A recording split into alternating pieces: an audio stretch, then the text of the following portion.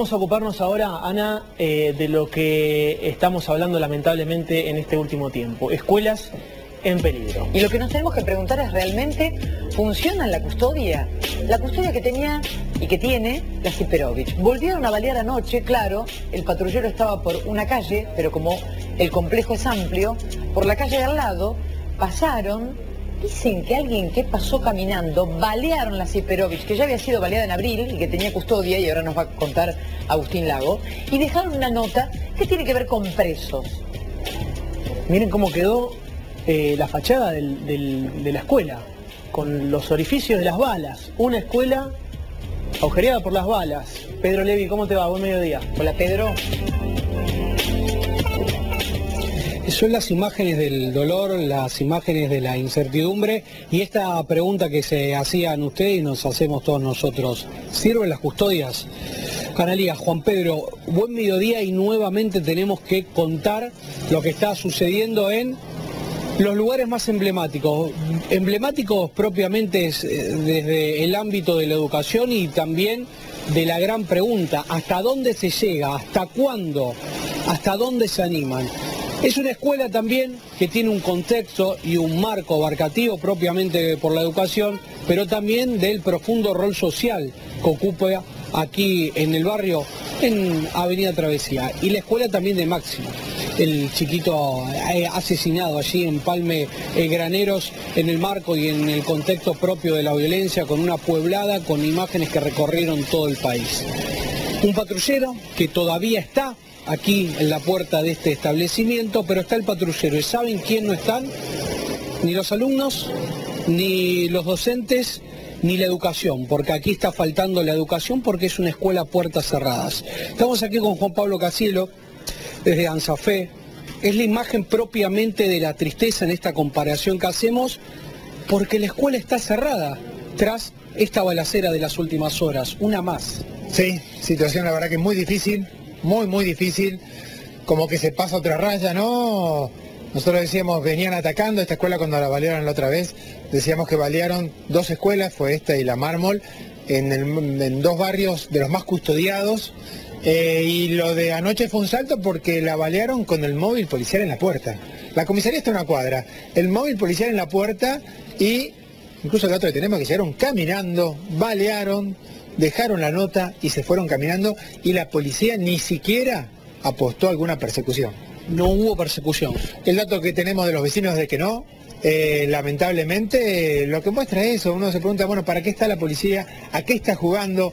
¿Hay voluntad de cuidar a las escuelas? ¿Hay voluntad de cumplir las órdenes que se supone que le dan del Ministerio de Educación y el Ministerio de Seguridad? La verdad que uno tiene dudas, ¿no? Nosotros decimos, de ninguna manera queremos que la solución sea el patrullero en la puerta, no lo decimos a general. Hoy en particular en esta situación esperamos que por lo menos garantice tranquilidad, que garantice que estas cosas no pasen y evidentemente no es así. Lamentablemente una nueva balacera, como vos decías, escuela cerrada, escuela que también tiene comedor cerrado. La orden del ministerio es no se abre, no va nadie hoy a trabajar y están los directivos citados al mediodía en el Ministerio de Educación a buscar una respuesta para el día lunes, la verdad, muy difícil. Por lo pronto, ¿cuántos chicos están sin clases, sin comer? ¿Y se sabe por cuánto tiempo? Mira, en principio ahí funciona una escuela primaria grande, que es la 1344, yo calculo que debe ser una escuela de una matrícula de unos 600 alumnos más o menos, estoy estimando. A la noche también hay escuela vespertina y EMPA, yo calculo que debe haber unos 250 alumnos más. Estamos hablando de un número cercano a 800 que hoy están sin clase. Bueno, tenemos un fin de semana largo, ojalá se encuentren algunas soluciones y el lunes se puede volver. La verdad que la situación está cada día más complicada. Juan Pablo, la última, ¿cómo le decimos a los padres, a los chicos, a los docentes que confíen que las escuelas de alguna manera tienen que seguir con las puertas abiertas dado este y otros hechos? La verdad que cuesta mucho. Yo no tengo dudas como docente que la apuesta es esa, no tengo ninguna duda de que tenemos que hacer todo lo posible y necesario para que la escuela esté abierta. Ahora hay que hacer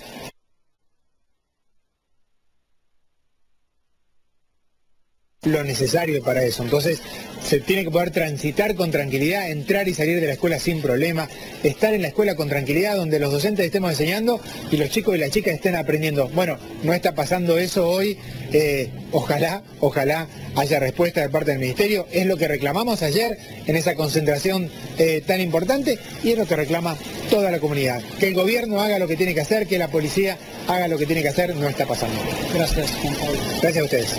Palabras tan simples, frases tan cortas.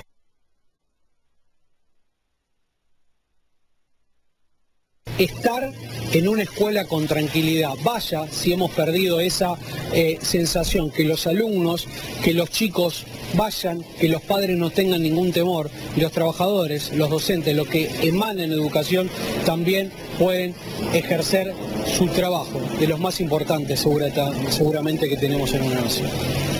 Gracias, Pedro.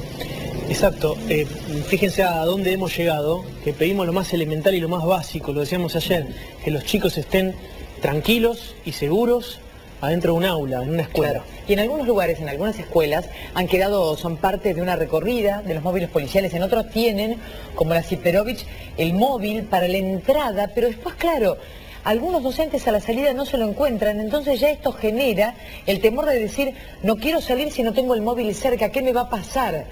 Esto lo que parece es que son mensajes que están dirigidos a valer una pared para generar esto, para generar la repercusión y que se lea o llegue el mensaje a quien tiene que llegar. No es la primera escuela baleada en el año. Agustín Lago, ¿cómo te va? Hola, Agustín. Analía, Juan Pedro, ¿qué tal? ¿Cómo les va? Buen mediodía para todos. Sí, lo que ocurre son varias cosas en simultáneo, ¿no? Son ataques que se vienen dando en distintos puntos de Rosario, las escuelas entre ellos. Hace poco contábamos de una estación de servicio, hemos hablado de ataques a comercios, a sindicatos. Es decir, nadie está exceptuado hoy de un ataque de estas características mafiosas, pese a no tener nada que ver con las personas que de alguna forma se están mandando el mensaje a través de balas, a veces estas balas acompañadas también de carteles, a veces carteles con balas pegadas en el texto, o a veces simplemente un cartel o llamados telefónicos o WhatsApp. Esta modalidad es la que se viene dando últimamente en las escuelas. Ayer la fiscal Valeria Uriot, que es la jefa de la unidad de balaceras del Ministerio Público de la Acusación, porque es una realidad, Rosario tiene una unidad fiscal de balaceras. No sé si existe en otro lugar del país algo de estas características, pero lo cierto es que ella ayer a la mañana, es decir, antes de este episodio, señalaba que tenían 11 causas este año por intimidaciones a escuelas, de las cuales, repito, hasta ayer a la mañana, había 4 hechos de ataques a tiros contra establecimientos educativos. Si contamos el ocurrido anoche en Sabín y Juan José Paso, ya son 5 los ataques contra escuelas. 2 de ellos, y acá vamos a hacer un breve repaso, tienen que ver con el Rosa Siperovich, pero el primero de ellos empezó acá. Esto fue el 5 de marzo. Eso fue el primer ataque, exactamente, en Grandoli y Ayolas. La escuela Santa Isabel, la Católica, fue atacada a tiros desde una moto y también se dejó un cartel alusivo a una persona que aparentemente tendría algún conflicto vinculado a la venta de drogas. Este fue el primero de los ataques. Fíjense que vamos a tomar como plazo aproximadamente 2 meses y medio para rellenar este mapa, que si bien tiene 4 puntos, hay uno que se va a repetir, que es el Rosa Siperovich. Lo atacaron ayer, pero lo valieron el 8 de abril. El 8 de abril lo atacaron a tiros, fueron 6 en ese momento los disparos, y también se dejó una nota en aquella ocasión del 8 de abril. La nota estaba dirigida a integrantes de esta célula de los monos que operan en la zona noroeste de Rosario, Barrio Industrial, Ludueña y Empalme Graneros. Posteriormente, o mejor dicho, en simultáneo, el 8 de abril fue atacado en la Rea al 300, la escuela José Mármol. También se dejó una nota del mismo estilo y dirigido también a la célula de los monos de la zona noroeste, el 8 de abril. Mismo episodio, idénticas características que habían ocurrido. Un dato no menor. Antes de la primera balacera contra el Rosa Siperovich, se había dejado una nota dirigida a los narcos rivales a la célula de los monos, con una bala adherida al papel. Es decir, Rosa Siperovich acumula 2 ataques a tiros y una amenaza escrita. En 2 meses. En 2 meses y medio. El que tuvimos la semana pasada, no sé si lo recordarán, tal vez en medio de lo caótico que ocurrió entre el jueves y el viernes, que lo fuimos abordando, atacaron a tiros la escuela Brigadier López, que está ubicada en Provincias Unidas y Pampa. El hecho ocurre el martes, según sostienen los investigadores, por lo menos en la causa que se tramita en el Ministerio Público de la Acusación, pero la balacera trascendió el jueves a la tarde, es decir, 2 días después, cuando detectan las marcas de balas. El último de los episodios es el que acaba de abordar nuestro compañero Pedro Levi. A diferencia de todos estos hechos, este es el único donde no hubo cartel. Y en el último también se da una particularidad. No está dirigido específicamente a la banda, sino que está dirigido a personal del servicio penitenciario. El que ocurrió anoche, me refiero. Claro. Donde se dispararon 3 disparos, donde la teoría es que lo disparó una persona a pie, que dejó los 2 carteles pegados con una cinta de papel en una de las ventanas.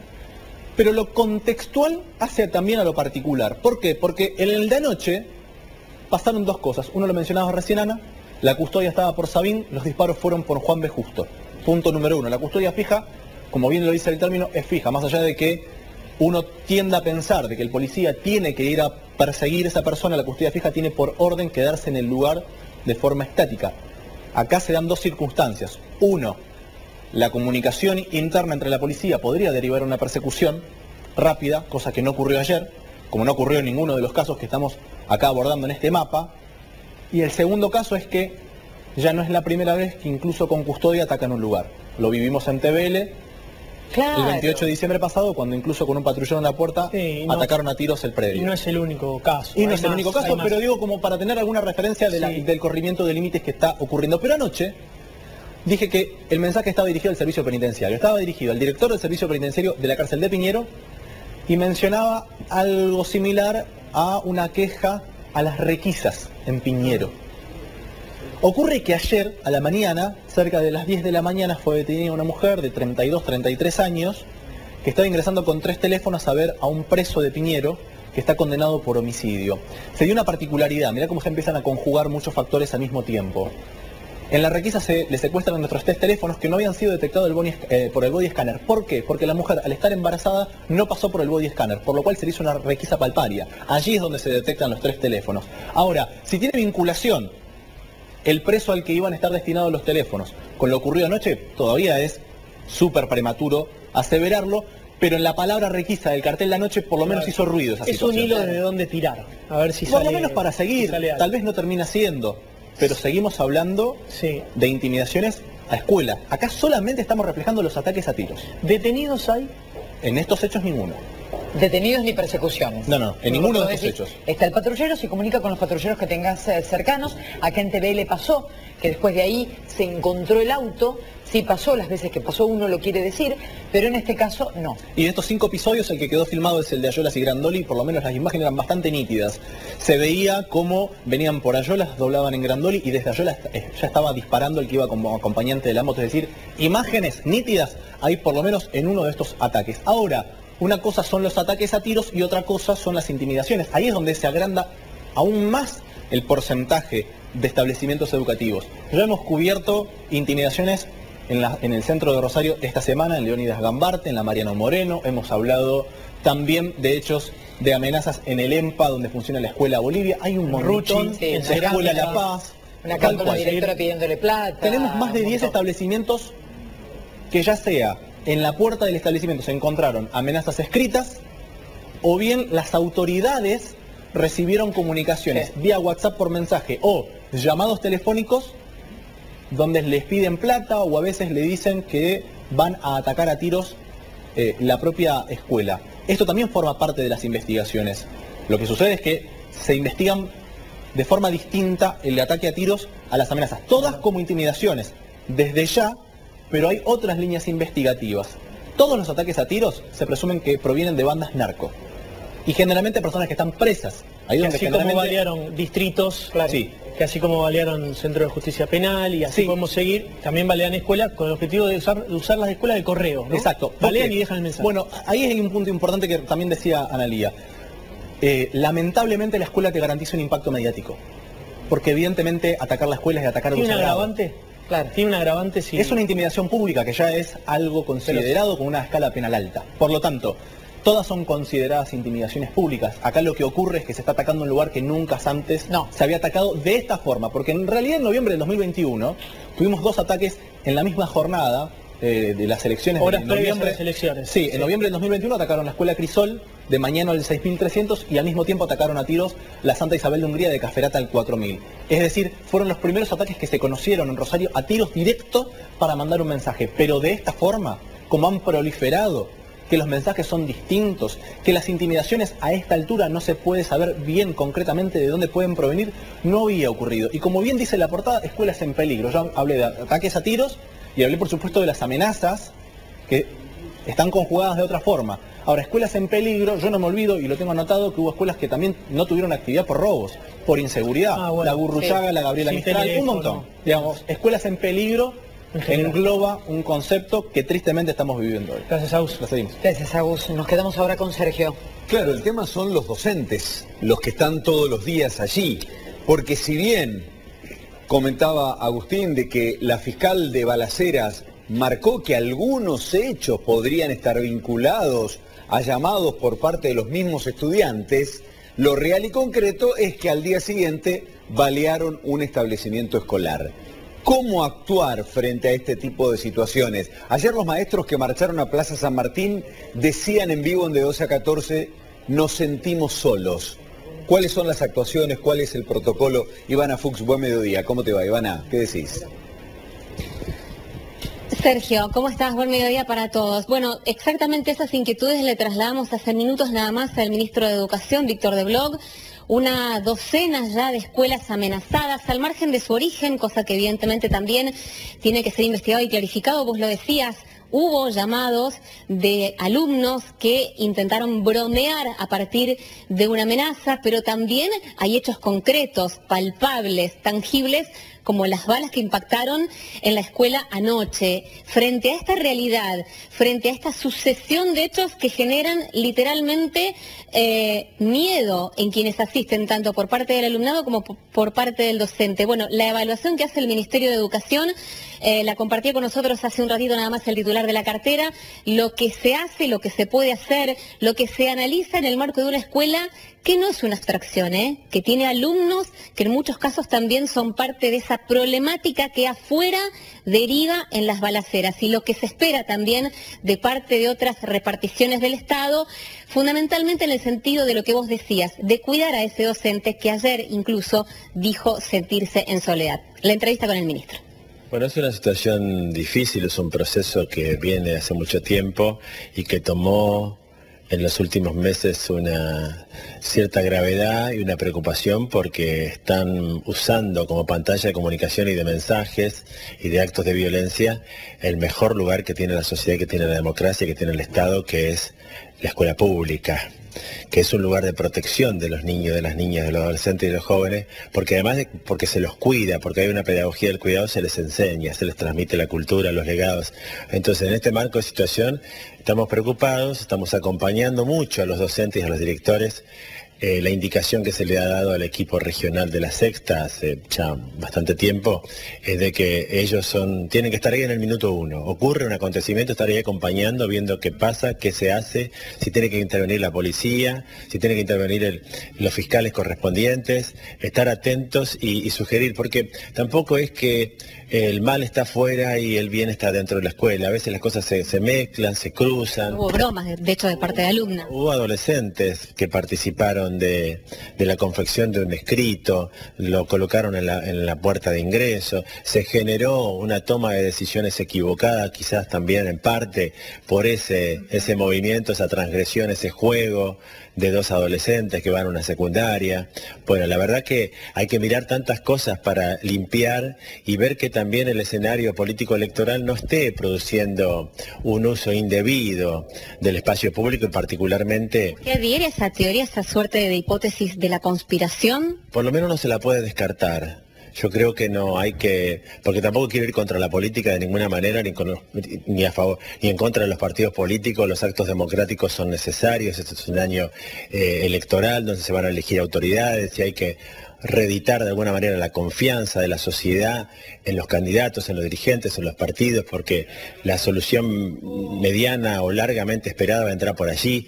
Y entonces, no, pero puede haber algunos vivos o algunos desahuciados o no sé, algunos que están o algunas que están viviendo una situación difícil y que mezclan todo y pueden jugar con esto. Entonces hay una advertencia general que uno piensa, tampoco queremos ser ingenuos que no lo pueda haber. Pero ahora, en el medio, sea la hipótesis que fuere, el tema es que los alumnos, los docentes están con miedo, van con miedo a la escuela. Sí, están con miedo, algunos tienen miedo intenso, casi un pavor. El gobierno escucha y se ponen en marcha cosas, pero también en una nota que me hacían ayer a la tarde decían, claro, es imposible tener un patrullero en cada esquina. en cada esquina de los 20 o 30 barrios que están más afectados. Ese punto de las políticas específicas del Ministerio de Seguridad no puedo ingresar, no me corresponde y podría cometer una torpeza. Pero sí lo que digo es que vamos a seguir cuidando la escuela y acompañando para que esto en algún momento se vaya y triunfe la cultura de la paz y la convivencia.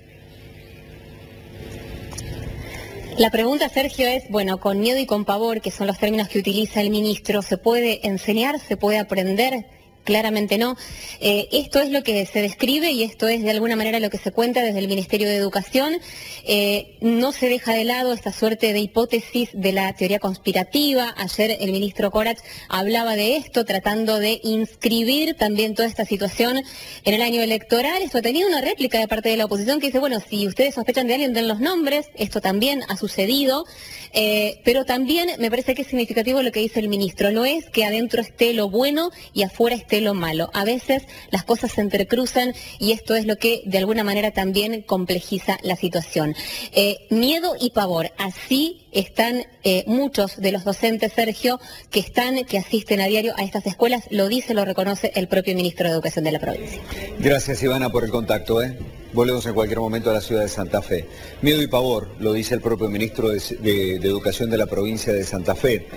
El tema es que no quedarnos en los discursos, no quedarnos en que la solución es que no haya clases, ningún tipo de actividades, porque no solamente se cierra la escuela, se cierra el comedor, se pierde el proceso de enseñanza-aprendizaje y aleja cada vez más al lugar de referencia que tiene el Estado para con nuestros chicos y con nuestras chicas. Claro, ¿cómo le vas a ir a explicar a ese docente que trabaja en esa escuela baleada, a ese papá o esa mamá que manda a sus hijos a esa escuela, de que tenés que ir igualmente, si ni siquiera tenés una respuesta, al menos simbólica o al menos presencial, en materia de seguridad, en materia de asistencia, en materia de acompañamiento?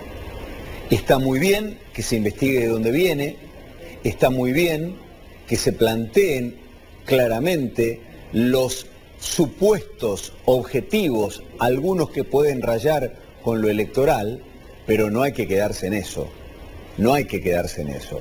Hay que avanzar en las líneas de investigación, pero también dar una respuesta a la comunidad y a la sociedad. Ahora están las escuelas en la mira, ahora son los establecimientos escolares y no únicamente por un chico o una chica que no quiere ir a estudiar o no quiere ir a rendir y deja una carta de estas características. Las balas impactaron con el frente por segunda vez de este establecimiento que describíamos.